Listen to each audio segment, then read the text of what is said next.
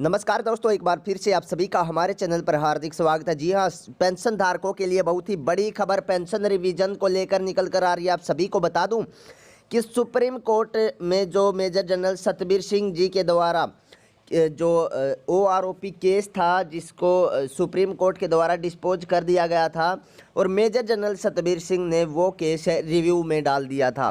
दोस्तों, रिव्यू में डालने के बाद ये होता कि जो हमारे पेंशन धारकों की पेंशन रिवाइज होनी थी, हालांकि सुप्रीम कोर्ट ने केंद्र सरकार को ये आदेश दे दिया था कि 1/7/2019 से जो हमारे पेंशन धारकों की पेंशन रिवीजन होना है उसको जल्द से जल्द किया जाए। ठीक है, यानी कि उसमें कुछ टाइम पीरियड भी दिया गया था, मैं आपको बताऊंगा।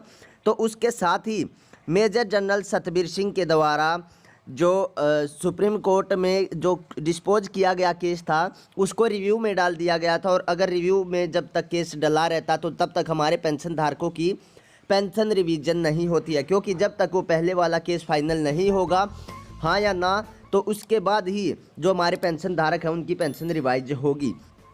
तो दोस्तों, आज एक बहुत ही बड़ी हमारे जितने भी पेंशन धारक हैं उनके लिए बड़ी खबर निकल कर आ रही है कि जो रिव्यू का टाइम था वो अब ख़त्म हो चुका है, यानी कि सुप्रीम कोर्ट के द्वारा केस को एक्सेप्ट नहीं किया गया और उस पर दोबारा से किसी भी प्रकार का डिसीजन नहीं लिया गया। यानी कि अब जो सुप्रीम कोर्ट के द्वारा केंद्र सरकार को फटकार लगाई गई थी कि 1/7/2019 को से जो पेंशन रिवाइज होनी थी उसको जल्द से जल्द अब जो उस पेंशन है उसको जल्द से जल्द अब रिवाइज किया जाए और जो 3 साल का एरियर बनता है 2021 से लेकर 2022 तक, वो भी हमारे पेंशन धारकों को दिया जाए जो कि उनका हक है। और सुप्रीम कोर्ट ने ये भी केंद्र सरकार को फटकार लगाई थी कि अब अगली बार जब पेंशन 5 साल में रिवीजन होना होता है तो अगली बार लेट नहीं होना चाहिए, क्योंकि पेंशन धारकों का हक, उन पेंशन धारकों के हक से उन्हें वंचित नहीं रखा जा सकता। और आप यहां पर देख सकते हैं कि मेजर जनरल सतबीर सिंह के द्वारा अब एक बड़ा ऐलान भी कर दिया गया हमारे सभी पेंशन धारकों के लिए कि सरकार ने केस तो डिस्पोज कर दिया गया है, लेकिन हम दोबारा से सुप्रीम कोर्ट ऑफ इंडिया में 1 रैंक 1 पेंशन यानी कि असली OROP का केस अब फिर से सुप्रीम कोर्ट में डालेंगे। और जब तक हमें असली वाली 1 रैंक 1 पेंशन नहीं मिल जाती, हम तब तक जंतर मंतर पर इसी प्रकार से धरना स्थल हमारा जारी रहेगा। तो इस बात का ये मेन महत्व होता दोस्तों कि जितने भी हमारे पेंशन धारक हैं, जो सरकार ने OROP दे रखी है, सरकार बोल रही कि हमने OROP दे रखी है, हमारे सभी पेंशन धारकों ने उसको डिवाइड किया हुआ है OROP 2 में, ठीक है।